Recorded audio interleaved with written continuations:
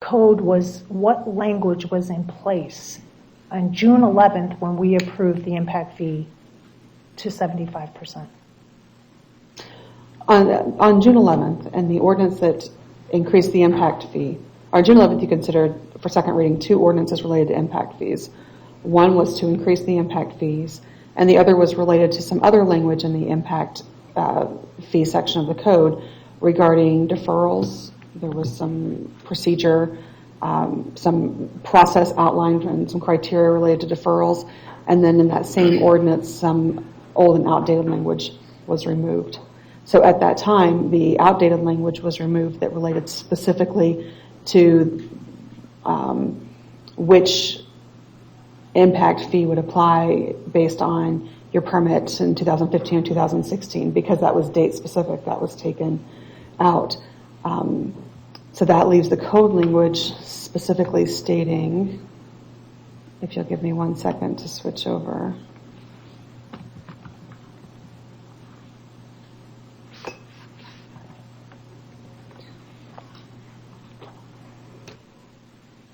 In section 58-103, that the impact fee shall be preliminarily calculated at the time of issuing a building permit, that a final calculation of the fee shall occur, and unless deferred, shall be collected upon the issuance of a certificate of occupancy.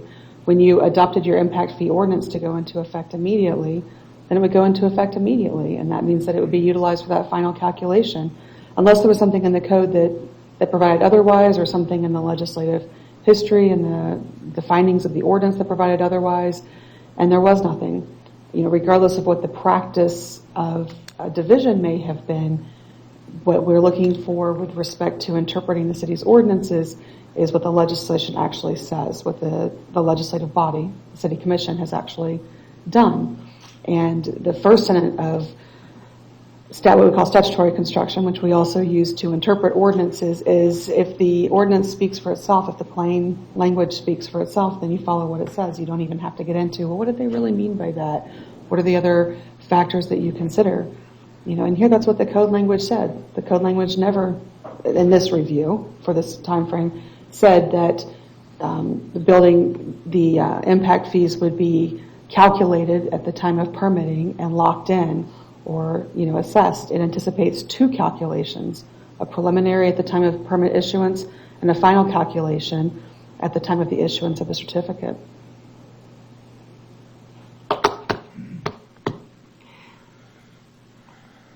So because of division, and I don't even know, and I'm not trying to place blame or anything, but somebody made the determination to not follow the code.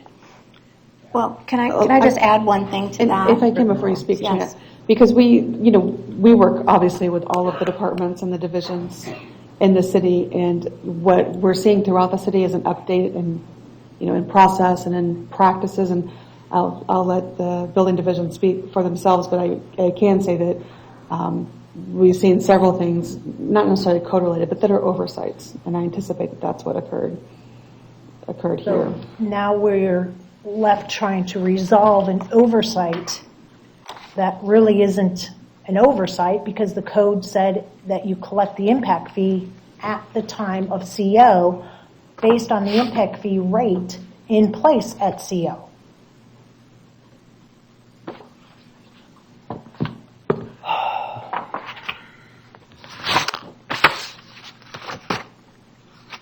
And I just cannot begin to even think of the ramifications that we're going to have, because we have so many permits that are still outstanding. We have probably close to 100 that are homes that are prior to June of 2018 even. And then we have commercial that we've probably got about another, 30 that are commercial.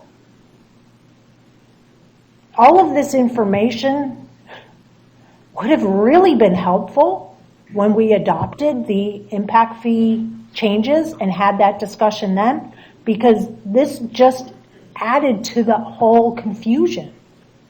It was very cut and dry when we approved the impact fee to 75%. Impact fees are 75%, cut and dry. At CO, cut and dry, 75%. And then there was this problem of interpretation, and somebody said to do it this way, and somebody said to do it that way, and not following the code, that has created this.